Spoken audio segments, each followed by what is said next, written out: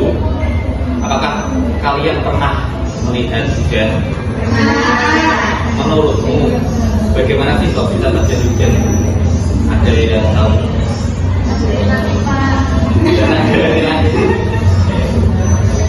Nah, atau apakah langsung muncul dari langit seperti ini? Ya, mereka tidak tahu. Makanya di sini kita akan belajar tentang namanya siklus air.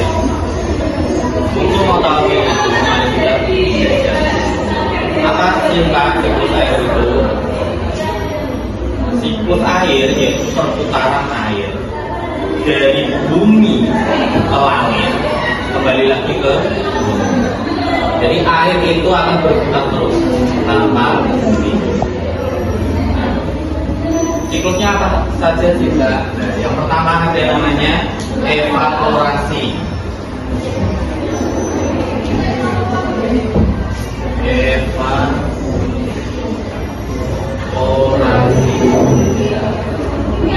Evaporasi ini adalah proses di mana air laut atau sungai itu menguap ke atas yang disebabkan oleh sinar matahari.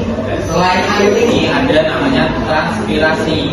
Transpirasi itu proses penguapan tumbuhan menjadi uap. Jadi ada dua. Yang pertama air namanya evaporasi. Yang kedua ada namanya tumbuhan. Ini namanya transpirasi. Jadi tumbuhan itu ikut menguap. Nah, uap ini nanti membentuk namanya kondensasi. Uap air ini naik ke atmosfer atau ke langit dan terkena suhu dingin, lalu menjadi butiran kecil.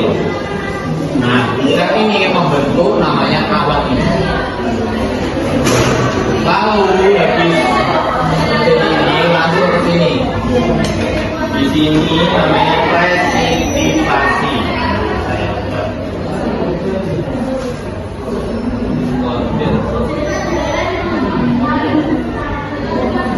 Ini namanya presipitasi. Apa sih Pak presipitasi? Presipitasi yaitu awan yang sudah penuh.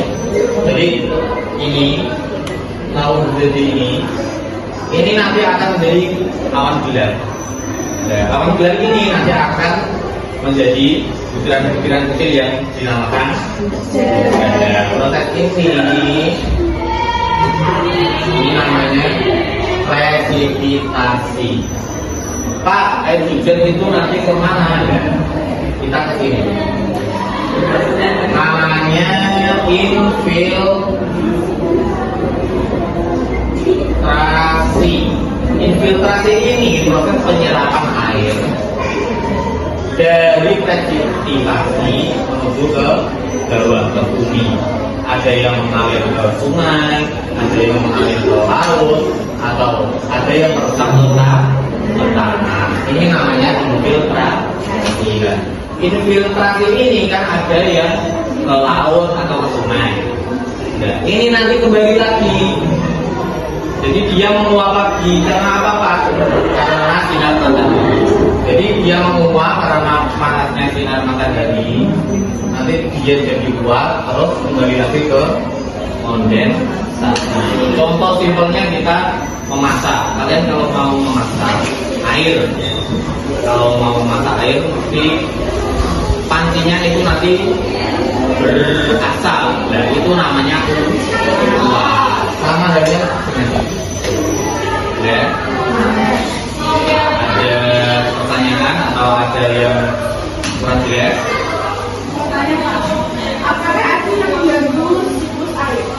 Apakah ada yang mengganggu siklus air? Tentunya ada.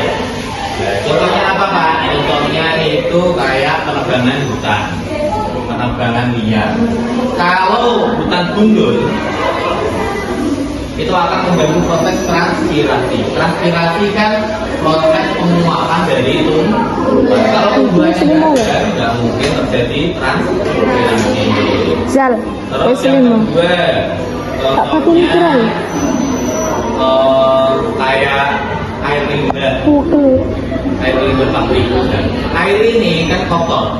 Nah, air kotor ini akan mengganggu kemurnian air yang menguap. Jadi air kotor nanti kalau menguap kan nanti jadi